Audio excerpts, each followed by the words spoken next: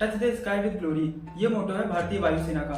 भारतीय वायुसेना का गठन 8 अक्टूबर 1932 में हुआ था। उस समय हमारी वायुसेना को रॉयल इंडियन एयरफोर्स कहा जाता था। इसके बाद 1933 में रॉयल इंडियन एयरफोर्स की पहले स्क्वाड्रन को कमीशन किया गया, जिसमें 5 भारतीय पायलट भी शामिल थे, जिनमें से एक थे एयर मार्शल सुब्रतो मुखर्जी जी, जो कि आगे चल के इंडियन एयरफोर्स के प्रमुख भी बने और इन्हें आगे चल के फादर ऑफ इंडियन एयरफोर्स भी कहा गया। रॉयल इंडियन एयरफोर्स ने अपना पहला हवाई हमला वर्ल्ड वॉर 2 में जापान के अराकन में जापानीज एयरबेस में किया था। भारत की आजादी के बाद भारत का विभाजन हुआ और विभाजन की शर्तों के हिसाब से एयरफोर्स का भी विभाजन हुआ, जिसमें 10 में से 3 स्क्वाड्रन पाकिस्तान के हिस्से में चले गए और आजादी के बाद रॉयल इंडियन एयरफोर्स को इंडियन एयरफोर्स कहा जाने लगा। भारतीय वायुसेना की उपलब्धियों की बात करें तो भारतीय वायुसेना ने पाकिस्तान के साथ 4 युद्ध और चाइना के साथ एक युद्ध में अपना योगदान दिया है। भारतीय वायुसेना ने ऑपरेशन विजय, ऑपरेशन मेघदूत, गोवा के अधिग्रहण जैसे बहुत से ऑपरेशंस को अंजाम दिया है और इस बार 2023 में इंडियन एयरफोर्स की 91st एनिवर्सरी है, जिसे कि सेलिब्रेट किया जाएगा इंडियन एयरफोर्स के सेंट्रल कमांड मेरे शहर हमारे अपने प्रयागराज में।